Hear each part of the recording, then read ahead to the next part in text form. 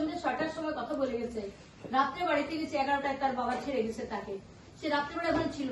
আমি আরেকটা প্রশ্ন করবো যে চিটাগাং থেকে সামিরার বাবার গাড়িতে সামিরার বাবার ড্রাইভারকে দিয়ে নিয়ে এই যে ডলি আমার বাড়ির কাজের মেয়েটাকে সামিরা বাগায় নিয়ে তার মার কাছে রাখছিল অনেকদিন। সামিরার সাথে যখন সামিরাকে 4 দিন আগে আনতে গেল, সেই দিন তারা জানলো যে ওর বাবার বাড়িতে এরা আছে, ওই ডলি আছে। ডলি চিটাগাং থেকে এই 5 তারিখ কেন ঢাকায় আসলো, এবং আমার কাছে খবর আছে যে একটা গাড়িতে করে 5 জন বুরখাওয়ালা মানুষ আসছে। একজন ধরে নিলাম ডলির নেতৃত্বে আসছে, তাহলে 3 জন পিছনে পুরুষ মানুষ ছিল বুরখা পরা।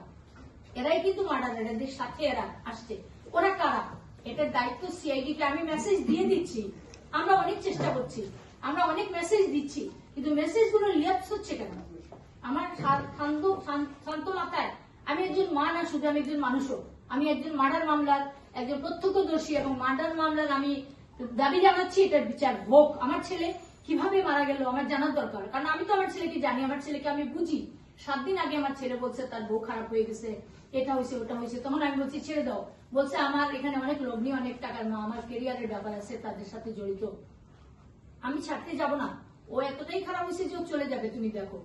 এই যে চলে যাবে, কিন্তু সে চলে যাবে বলেই সে শেষ করে দিল যে সালমান শাহ থাকলে বাইরে সে বোধহয় টিকতে পারবে না বা অন্য কিছু। তারা আগে থেকে এই 5 জন আগের দিন আসছে, ওরা সব সাজানো ছিল। 6 তারিখ যখন সে বিকালে আমার সাথে 6:30টার দিকে কথা হয়েছে, 7টার দিকে আমার হাজবেন্ড ওদের ওখানে গেছেন। সালমান শাহ বলছে যে আব্বা আসার সময় সামিরা নাকি ফোন করে বলছে ওকে নিয়ে আসতে। তো এগুলো সাজানো জিনিস হচ্ছে, কিন্তু 4 তারিখ থেকে আসছে, এই 6 তারিখ 3 তারিখ থেকে আসছে। সালমান শাহ যদি আত্মহত্যা করতো, তাহলে যখন সামিরা ছিল না ঘরে, তখন কেন করলো না? তখনই তো করা উচিত ছিল, কিন্তু তখন করেনি। করলো কোথায়? এটা আত্মহত্যা না, এটা আত্মহত্যা না, এটা খুন। তারপরে যখন গেল ইয়েতে